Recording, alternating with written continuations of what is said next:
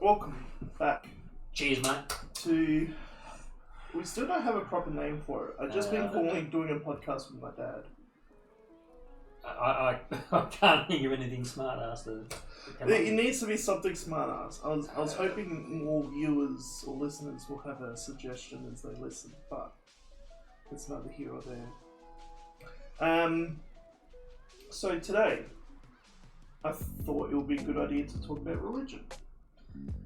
Which is... we might need more than one episode to talk about it. To be honest, I was thinking I don't think we'll finish everything we need to say within an hour because it's such a broad topic. It's a very big topic and it's massive and it's different for many different people. Which is what I like starting broad because then we can narrow it down into a spectrum of acceptability. Yeah.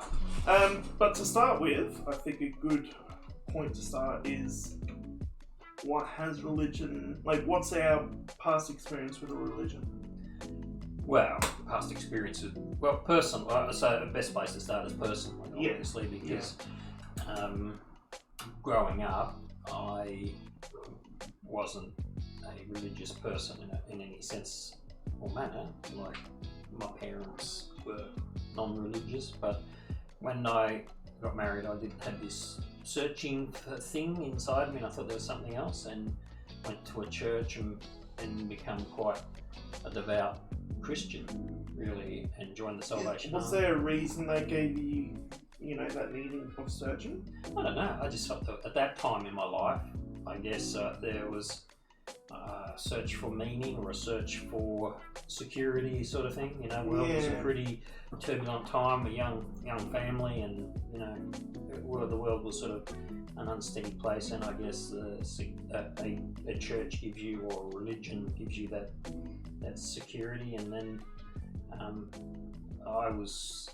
you kids grew up in the Salvation Army, were quite devout, and even at one point thought of becoming ministers in the army. So they're the people, they're preachers? Yeah, like the captains in the Salvation Army.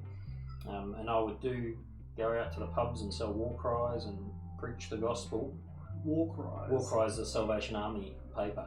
It really is a contact thing for going out and talking to people about God. Yeah, and door knockers. Yeah, but it was the Salvation Army way. You'd go into a pub and instigate lots of interesting chats. But for me, as time moved on, and I guess I thought about things, and over a long period of time, I started to doubt that a God existed.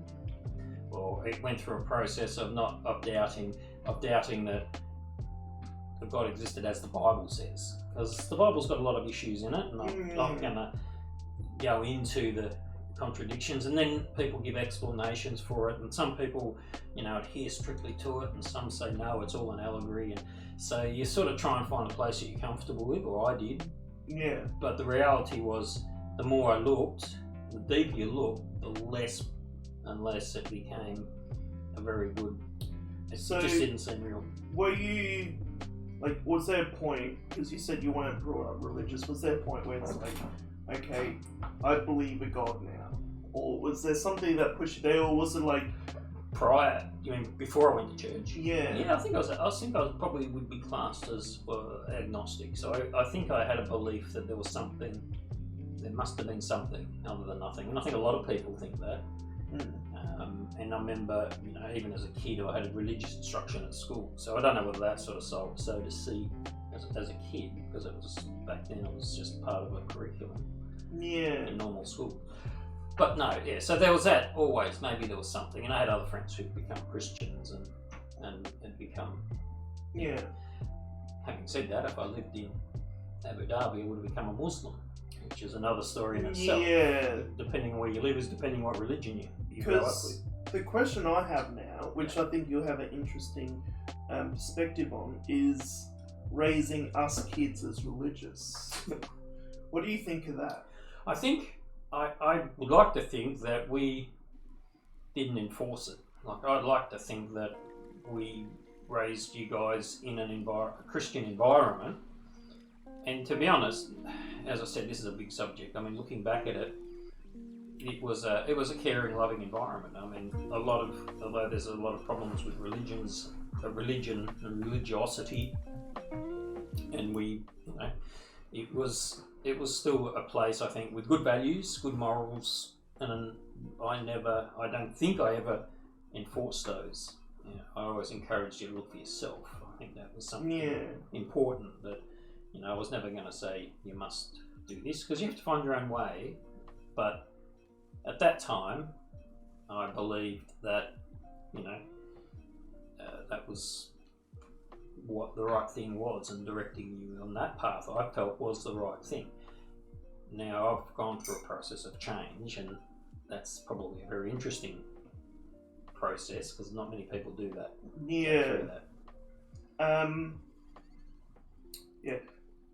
The music was too loud. That's what I had to turn down before. I didn't want to interrupt the... Oh, I thought I was singing. But yeah, I'm glad I was raised up in that environment, because it gave me the option to see. Because if you were never religious, or never went to church or anything, I can't see what basic thing I could have been learning as a kid. Oh, I see. Because I think this is one of the things I actually like about religion is it's a good cultural thing. There's elements.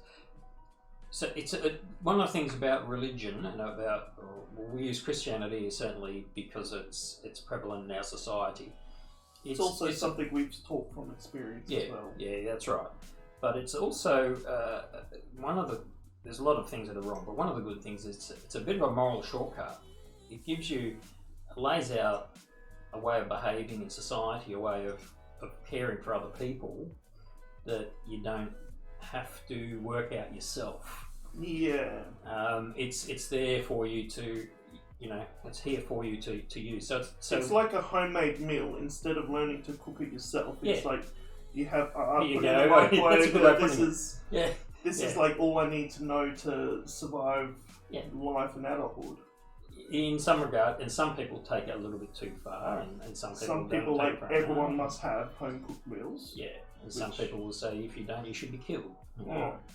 So we know that people do take it too far, but I think also that it's one of those things that human beings, from back in the dark ages, when as we developed, looked for answers for things, and we didn't have answers for things. So we go, well, something must have built all this. We don't understand it. Something, cave people looked up at the stars and would have.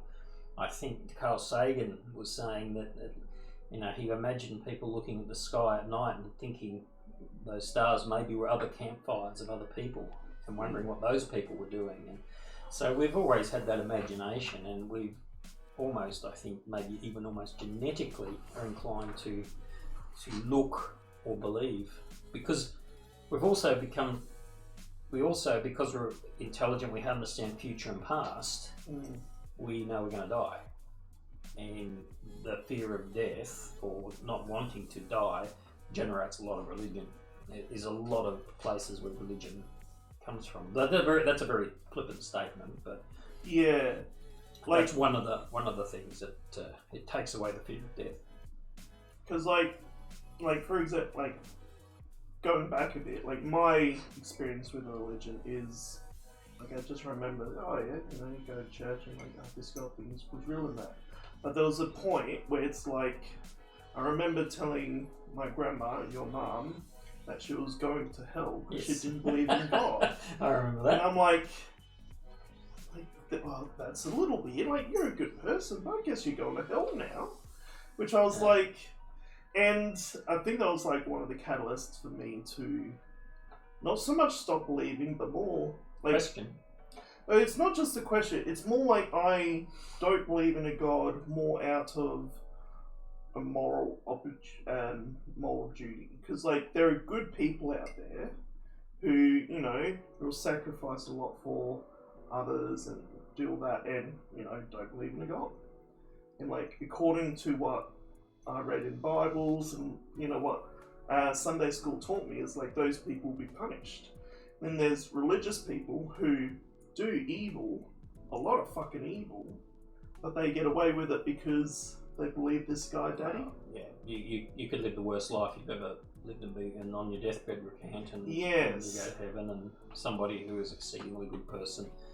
And there's a lot of nuanced arguments within that too, that people do that you have with religion. As I said, big topic, and a lot of those nuances involve, you know, what the Bible says about people who haven't had the gospel, Yeah. haven't understood it or don't know it or can't know it. For people with disabilities and things like that, then they're judged on their actions. So, Or even animals. well, our animals don't have a soul technically, according to a Christian Yeah, well, outlaw. So, this is going into like a whole other... we won't. What can a soul be? Yeah. Because like the... I think. So. So here's something. If I have kids, I would like to give them the opportunity to go to church and experience that. Not because, like, you know, I think they should believe all that, but I think it's a good, just a social experience. Like, I think churches, some of them, have value to give despite... I think so. You got to remember now. So I probably should explain where I'm coming from, because I don't believe that there's any deity or God exists at all.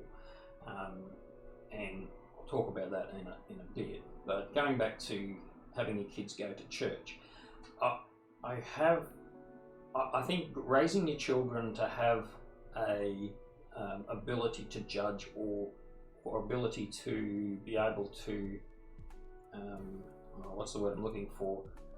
Accept the world, or have a broad world view. I think there's a danger in going in religion that does restrict your worldview, because one of the problems is if that a church, especially with young minds or young people, or it's designed to keep people in faith. It's designed to either, depending on what sort of religion, you know, using fear and you know, the classic thing is you must have faith, and faith is, you know, belief without evidence almost. So you're encouraged to do that as a child, and that's not necessarily a good way of broadening a person's mind. So I understand that you get a perspective of a way of religion or way something works, but I'm not sure that it's necessarily good. So I don't think most people who go into it as a child, I don't know, for example, I'm just supposing that many people who are involved, as it say, Christians who go into a church or grow up in a church, don't often leave. Yeah, so it might be because I'm not with those group of people. Like, I know a handful of friends who did grow up around, like, all their siblings and that. I haven't asked. I'm pretty sure most of them aren't Christian. Well, we'd have to ask them. Yeah. I'm not going to answer for your brothers and sisters or your other family members. And I have suspicions of what they all believe and what they think, and at different levels, because it comes down to the fact that, you know, one Christian and another Christian can, you know, hold the same belief but have completely different, like, God's real, but, you know, there is no, science is actually fact. It's not a flat earth. Evolution happened. You know, Adam and Eve was just a story in a book. Yeah. The earth wasn't 7 days, but there's two people on each side of the fence for different reasons. And I think that it comes back to why people believe. So, as going back to my examination over many years, it's been a testing program in my mind where I keep testing things or thinking about things, and most times when you go looking for a deity of some kind, you end up with an empty box. And I found that what happened to me was I'd gone through this happened over many years, so it didn't just wake up one day and say, oh well, I'm an atheist.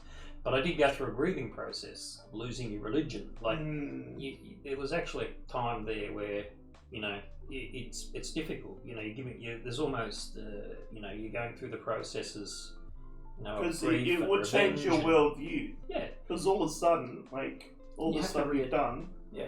doesn't mean you'll have a better life after death. I mean, and that's a very, because the fear of not going, there's that too. Whereas now it's a bit different, that I really enjoy life because I know it's a one go.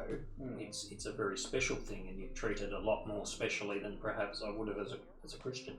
But the problem comes, and I guess, and I don't anymore. I did. I went through a phase where I was quite assertive and aggressive about attacking people with beliefs. But now I'm quite, people should believe what they wish to believe. If they want to talk to me about it, I'm okay. I'm really happy to talk about it. Do you think you were willing to attack them because you wanted to make sure that you leaving the religion was actually, It could be a cool point too. There's probably a bit of anger, but a bit of testing as well. Yeah. Just trying to get someone to convince you though you're wrong. Show me something. Yeah. I'm afraid that every argument that I've looked at, or every discussion point that I've examined, it always. As we're watching Alex O'Connor, who's a YouTube and philosopher, sort of one of his videos talking recently. about the genuine search, and I'm now at a point where I'm no longer. I'm honestly genuine if and open to it. Like I believe wholeheartedly with all my heart that a God existed. I now know, as I've gone through a period, that I don't believe that a God exists or a power exists in any way, shape or form. And everything you look at, and everything I examine, and everything you see leads back to the same point. And every argument that's presented is. But if there's something I'm missing, I'd be really happy, Yeah. Happy to be proven wrong. Yep, I would. I'd be happy to be proven. Which, because it would be a lot more, it would be easier. I do think religion is there. Religion as a whole was a thing to make people's lives easier. Well, I think it gave explanations for things. I think and this is where people use this, what they call God of the Gaps argument. So, for example, we don't know something, therefore God must have done it. Which worked back when the Pope, when the Middle Ages, go around and it gives you some form of acceptance. But in a modern time, it's kind of, it's the problem. God gets getting smaller places to hide. The places that God exists are sort of getting narrower and narrower and narrower, because as we discover more, we then go, well, that's not God. That's how that process works. Yeah. Do you think? In the past, humans as a species needed a god and a religion, and today in the modern age we don't? Good question. I as I said before, I suspect we're probably almost hardwired in a way to have something, to have a faith of some kind. I think it will change. I think as we go on, things will change, and you'll find people will give their time and belief into other things, like we see this all the time, almost like politics, or give their over to influences, or they direct their beliefs into different directions. Online conspiracies, or yoga, or into other areas of spirituality that we tend to flow into. Structured religion, I don't think. So what was the question again? Hang on, do we need? Did we need it in the past, and do we not need it now? I think it was important in the past, and I think it was probably needed in the past. It certainly played a significant role in our human history, and will we need it in the future? I think some people do need it. They will need it. Because you hear stories about people who done bad things and go to prison, and then they find religion, and it's this is. It's here, have a microwavable meal. It's oh, thank you. I've been trying to make a burger out of scraps and stuff. And there's a place for it. I'm not that's again why we have family and friends who are very devout and who are Christians. Yeah. And I wouldn't take that. That's You don't want to like smash that meal out. You don't want to like. It's not up for. It's not me. It's not my place. If I have an argument, like I'm not up for an argument either. I'm up for a discussion if people wish to discuss it with me, and I'm really pleased to do that every time. If you want to talk, people want to talk about God. It's not something that comes up very often. Yeah. But I'm also not keen on actually doing like you see sometimes on the Atheist Project and that, where they actually tear people down. And I do think, I'm not sure if this is still the case, but I do think there was a point in time where atheists online, like YouTube atheists' purpose was to, basically abolish religions. Like, no, you believe in fairy tales and stuff. I do understand when some of those religious people make videos to like, really try and convince others, no, our God's real, and you're only an atheist because you just want to break the rules that God set and stuff like that. You're angry with God. Yeah. And I think it's okay for people to say no, you're wrong, but and I think that's one of the issues, but like the thing with religion at the moment is the fact that some religions are quote unquote dying to some regard, where they lose more followers than they are gaining, which I think might put some people thinking, no, like my religion must have followers because it's the right religion type of thing, and I need that to compromise, like, if everyone believes what I believe, it means I'm right type of thing, which is why they go out to seek. Yeah, and I think the world's becoming more secular. I mean, I think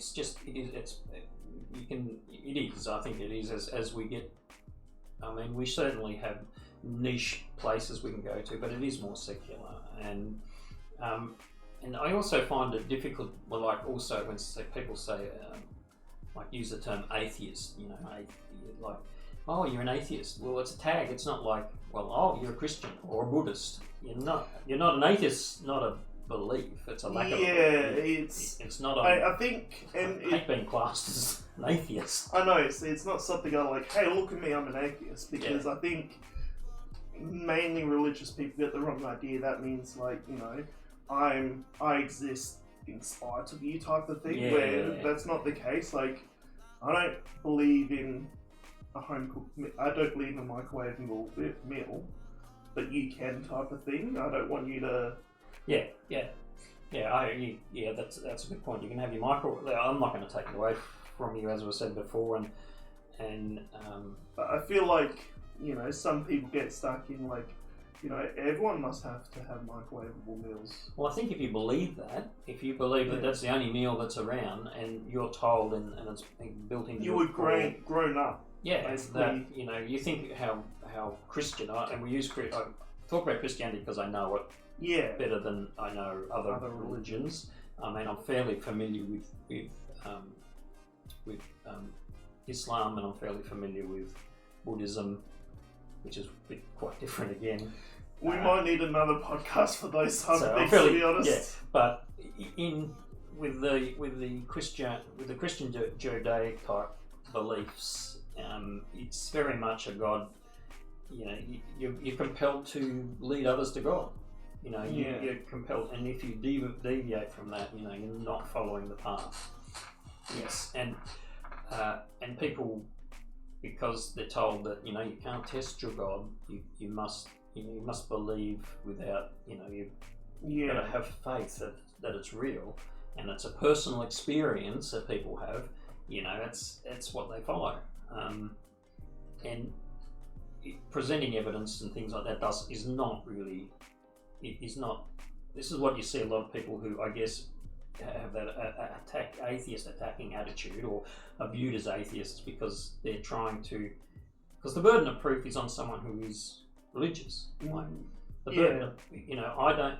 You got to prove a God exists, so the burden of proof's on you, and that's very difficult for someone of faith to do. Which is why I think sometimes their way of doing it is like, no, you have to prove that our God doesn't exist, which isn't really a viable option. That's not how it's very difficult to inquire onto a negative. Yeah. But it's I've lost my train of thought there. It was along the lines of you're in. I don't like the word indoctrinated because a lot of people aren't indoctrinated, but they do sit in that belief system and see it as an attack on them. When you have people who have a genuine inquiry or are really starting to search, you need some sort of system for people who come from a religious place that can actually genuinely ask a question, ask a genuine question. Does God exist? Does the God of the Bible exist? Where instead of getting belted questions out, you need to have a soft place, a comfortable way of being able to go, hang on, I'm not sure if I'm getting this. I'm not sure if this is real. Yes. Yeah, a lot of Rich. Sorry, I'm babbling here, That's a big topic. Richard Dawkins comes to mind because he's the worst poster boy for atheism you could have. I mean, he's a very clever man, and so I don't think atheism should have even a poster boy. Well, yeah, you're right. I feel like, but he's only there, and religion's like, hey, look, that's the poster boy. But like realistically, so for those who are unaware, atheisms don't believe in a god. Yeah. Agnostic don't really know and or care. Well, think there's something. Yeah, I think there's something, but isn't. But don't align with any form of probably structured religion. Yeah. Yeah, I was just asking for what Chat was saying. But yeah, so what you were saying about Dawkins? Richard Dawkins has always been very aggressive against, you read his books, The Blind Watchmaker, and it's quite attacking on the fact that people are blind to the scientific principles. And I don't think, I think that's a bit blind and a bit naive in his stance. It needs to be more, people need to have a place of inquiry. People need to be curious. Yeah. And if you're aggressive, they're not going to be curious about how science works or how evolution works. If you're comfortable in believing it, then I'm not going to try and change your mind either, because it's not my place to do that. Yeah. And Richard Dawkins is like, he would go through and try and belt people into it. And I think it's been unfair. I think it was... Because it comes back to like a thing I keep bringing up, but I do actually think aspects of religion have good parts to provide humanity. Yeah. There are people who I feel like they must purposely take the bad parts to like those the West Baptist Church, I think it is. Westboro Baptist. Yeah, the ones who it's a shame they get labelled as a church too. Like, this is a problem, I guess, again, where you have zealots or extreme groups. Because they're not all Christians. No. That's just like a couple of Christians that, I mean, use their faith as an excuse to hate, which I think is... Well, we see that, there's a lot of wars fought over beliefs that technically I don't believe exist. A lot of religious wars have gone on, so you're fighting over something which I'm not even sure was real. Like, it's bizarre, a lot of blood's been shed over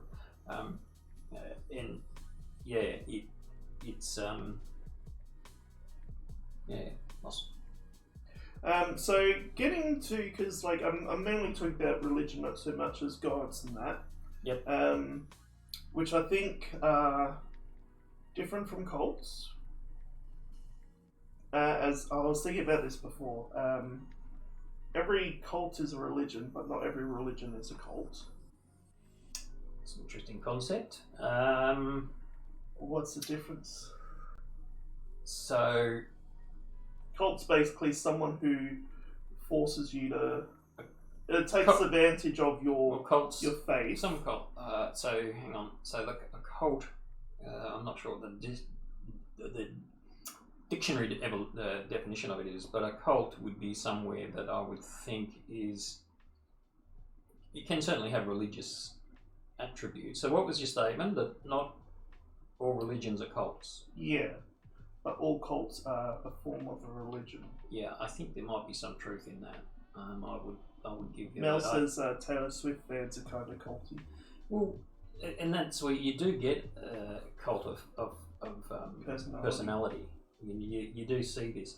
And Elon Musk, I think, are the worst cults of personality, to be honest, where people praise, he's this good and wealthy because he's smart and works hard, which I don't think is entirely the case, but people will, not question, like, if he says something, it's like, oh, that's got to be right. Yeah.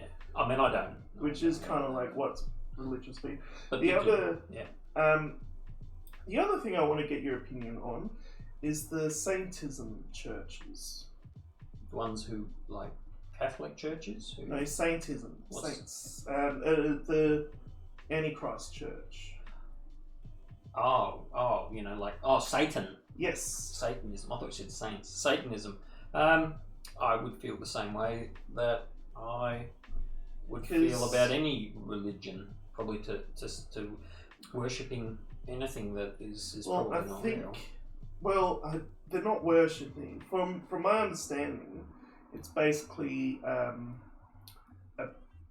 parody of churches, I suppose. Yeah. With where they actually apply to,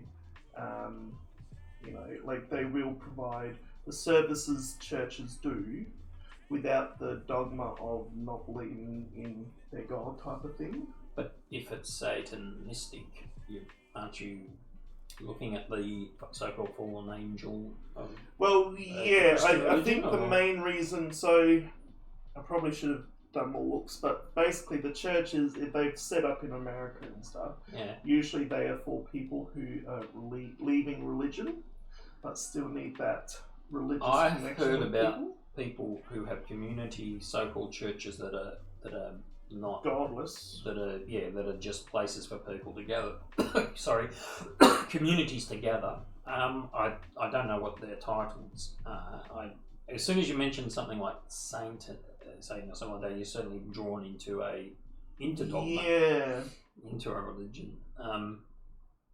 So you're talking about churches, or not churches, but sort of churches that get together and I know that they sing songs and community events, all that type of thing.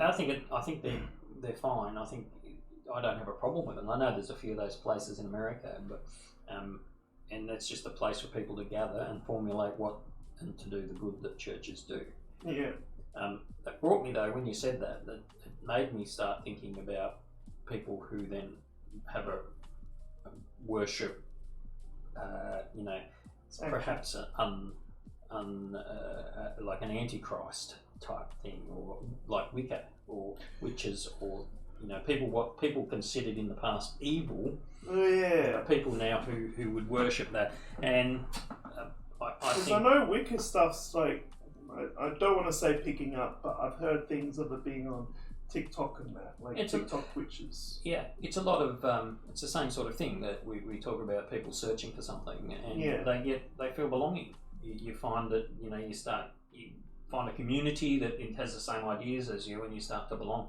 Now, as long as they're not performing human sacrifices and doing things like that, I think because it's same with religions. Like as long as they're not shunning their gay child because they go against God, as like actually be good moral supporting people. Yeah. Without using their religion as a way to hide their evils, I suppose. Yeah, hiding behind the banner of righteousness. Yeah. Which is you get now. We won't get into this topic, but abortion and certainly gay marriage, women in the priesthood, and there's a few things that you have fundamental churches that can be quite aggressive over, and we've seen that in America, particularly with the political overflow of, Yeah. of those right wing churches that Yeah, because they're basically just, well, yeah. That's yeah. politics. Is a topic for another time too, I suppose. No, we'll go because that's almost as big as this one. But we've got to keep it narrow. So Yeah. sticking to the basic sort of So here's a question. Western belief systems. Like any religion that doesn't discriminate or hurt people is acceptable. Yeah, I think we're on the same boat for that. I think so. I think, I mean, and here's a encouraging caveat though. freedom. So here's a caveat because there's some religions out there, like for example, Christianity is like, you will be hurt if you don't believe in our God type of thing, and then they start, coming up with excuses of like, I don't want eternal damnation for you, so I'll try and do my best pray for your soul. Yeah, manipulate you and stuff like that. Which, so, like when you're stuck in there, like in the depths of it yourself, you don't have the, I guess, foresight to know what you're doing. Have you tried to convert people before? Convert them to Christian? Yeah, you do. Because as a Christian, that's what you believe. My belief was that this person, the Bible says that, if whoever, I can't remember the exact verse, but if you turn someone away from your door, it's like turning Jesus away from your door. So you should be helping everybody because, everyone, if you don't believe, you're going to hell. Now, looking at it now, I kind of find it a bit of a strange concept that you would have all-powerful being who is supposed to be all-loving, all-caring, that would create a place for people to be tortured because he didn't present enough evidence for me to believe. Yeah. So you're going to burn me for the rest of it. This doesn't it feels a bit awkward. And it's, there's a whole lot of things. Like I find it difficult to think that there's a God who's, if he's all loving and all powerful, if he's all powerful, why has he let evil even exist? This is a classic argument of evil that you have. No, it comes down to the fact, I don't think there's a God out there as powerful as what people think their God should be. One of the classic arguments is, could God make a rock so heavy that he couldn't lift it? Yeah. Which would entail, then, if he can't do that, then he's not all powerful. And if he can create a rock that he can't lift, then he's not all powerful either because he can't lift it. So there's that philosophical sort of awkward area about God's existence, and you get into a lot of these philosophical type of arguments, and you see this a lot of the time in books and things like that, where we argue over semantics. But simply in my mind, a couple of simple things is I find it really strange stepping back and looking at Christianity and going, it just seems really bizarre that this all-powerful, all-knowing God who loves us so much, his best plan to save his creation was to impregnate an Iron Age teenager in the Middle East. That's one of many things. When you look at it like that, you go, geez, that doesn't seem like I reckon I could come up with a better plan. I mean, perhaps I'm being naive in perhaps God is, this is the greatest system in the world, but it just seems a bit bizarre to me. Sounds like a Florida man thing. What's that? Sounds like a Florida man. Florida man. Yeah. Someone also mentioned that they don't think religion innately discriminates or hurts people, but it's the people. Like, I do think it depends on the text they use. I know the Bible is what's the word I'm thinking of? I don't know. The origins, the First Testament. First Testament was done in Hebrew and Hebrew. Hebrew. In Greek. And the New Testament was a lot of it was written in Greek as well. But anyway, Yeah, but like that's like when those stories were being passed down, because that's what they were. They were stories. I remember hearing about how like the Hebrews and that they enjoyed finding like extra meanings behind their stuff. It's not like you read this passage and it means like you have to make sure everyone that shows up to your door believes in your God. Yeah. It's like, well, there's other ways of interpreting it and stuff like that. And I think it gets corrupted by people along the way where, some of these stories are good and moral. Probably not the ones about the slaves. But people take it and it's like, well, I think this, I'm going to impose this on what those words mean.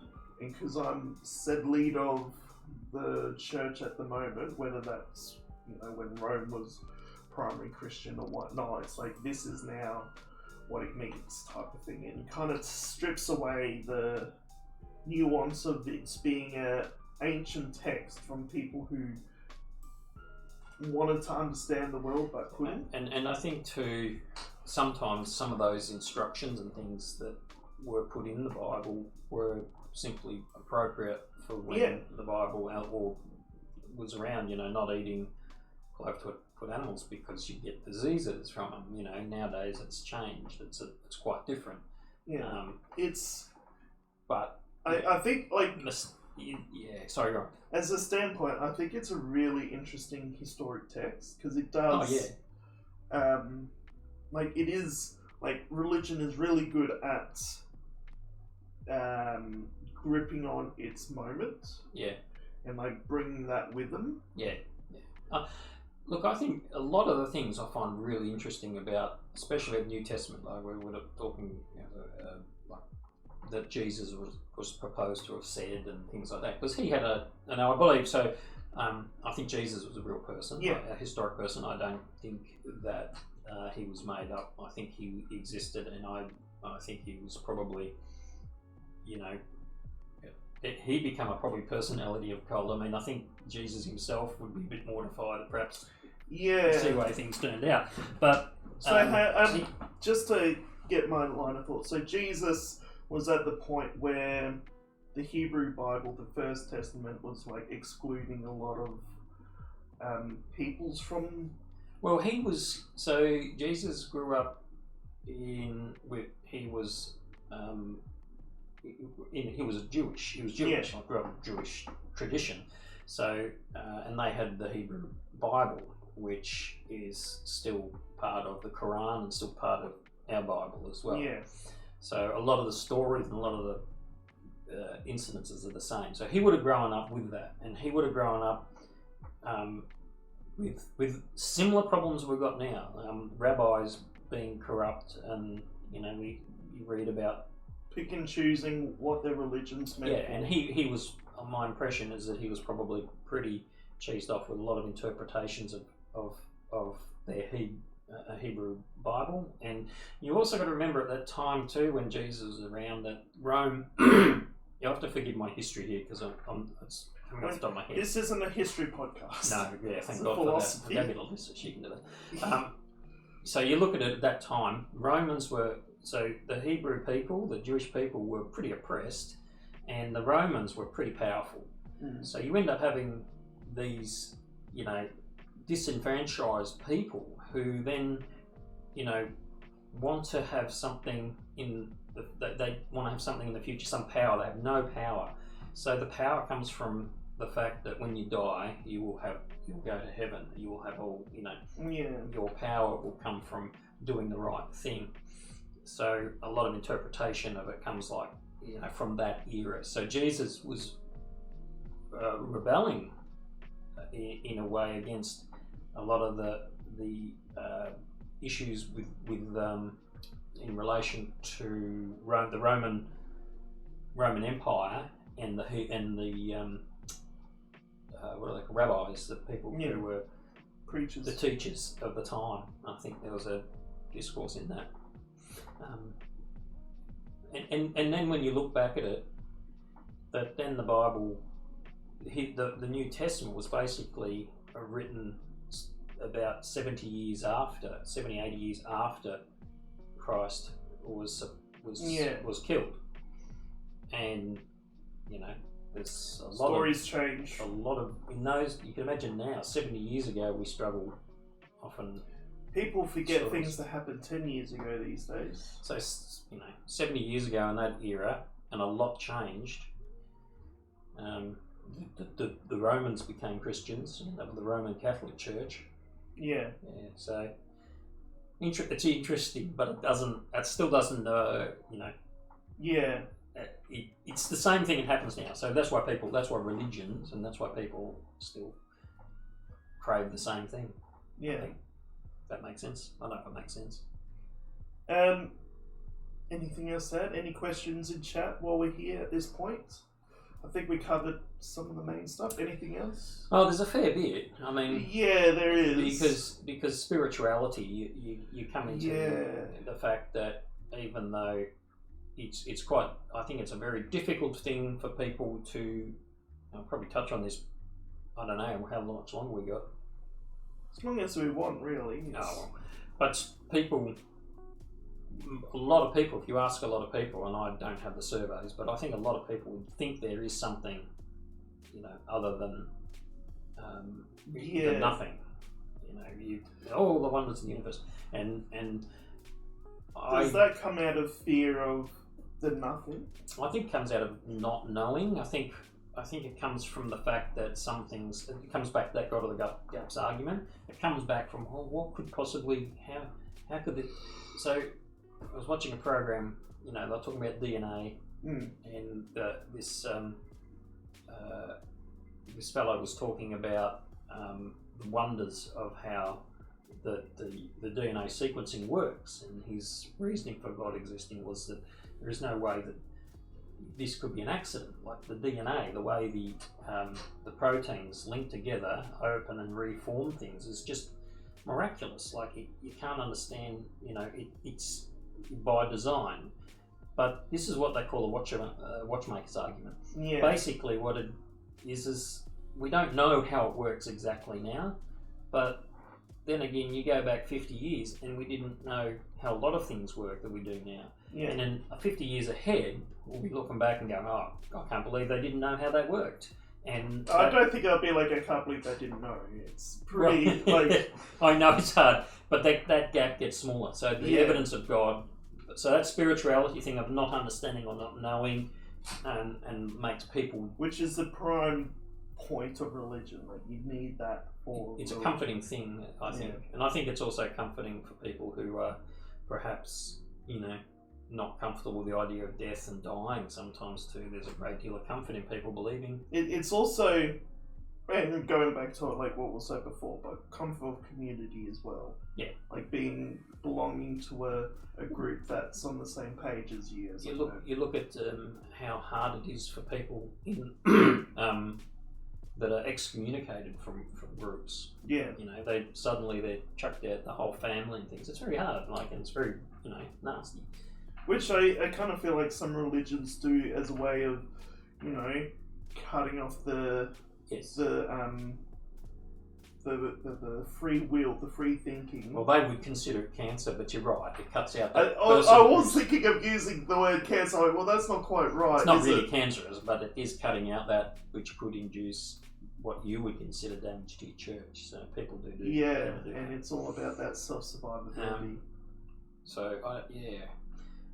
It's a very interesting subject, and it's something that I've now think about still a fair bit. Yeah, I think about it as well. I kind of regret no longer, because it is comforting to know that life is as simple as what religion, or at least the Christian religion, will teach you and stuff. But reality is you gotta hold up your pants yourself, and you gotta do it yourself. I do think it still has some parts to play to help some people. As I said before when we began, it's a fantastic, it's a shortcut to You look Which, at like that said, shortcuts aren't a bad thing. no, I'm not saying it's bad. It's good. It's a good Like, thing. If It someone could saves. take advantage of it, take advantage of it. You know, not AAA, AA, Alcoholics Anonymous use that in there where you give your problems over to a deity or over to God, so to speak. Yeah. You know, that's one of the key elements that you can hand that over.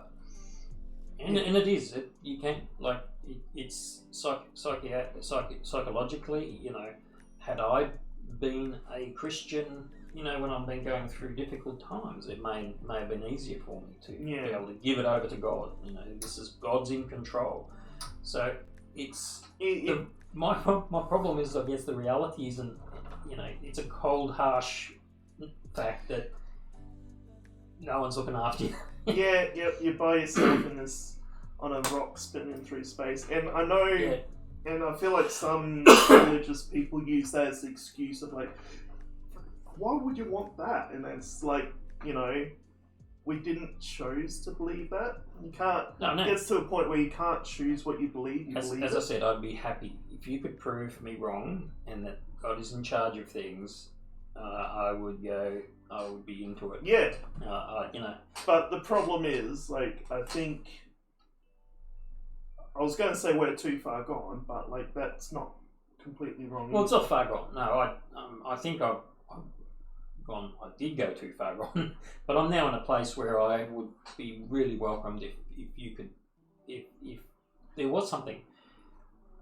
My concern, as I said before, the more we look, the harder I look.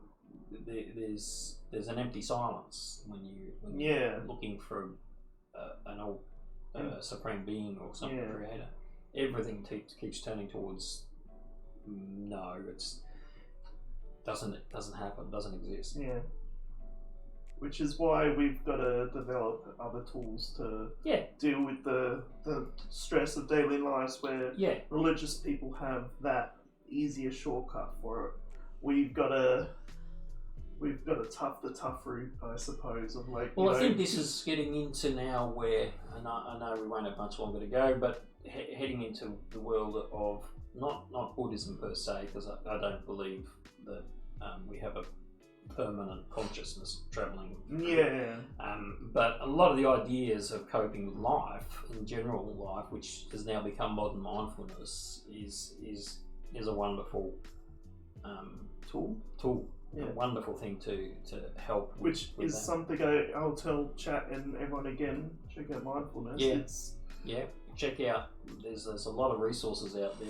There's even like free YouTube videos of just mindfulness meditation. Just putting your mind aside. I know some people like, I tried it, I can't do it, my brain gets too distracted and stuff. But that's good. Yeah, that's what it's for. It teaches you. You go, I'm distracted. You're thinking about what you're thinking. You go, kind of like. And you come back. It gives you a meta level of your thinking, which helps you train it a little better. Yeah, and when you feel terrible, like if I feel bad, I feel bad. Yeah, I might be angry at something, and I go, well, I'm angry at something. I don't go and work it out because. Sometimes you just matter. wake up in a bad mood. I can chew through things in my head all I like. Yeah.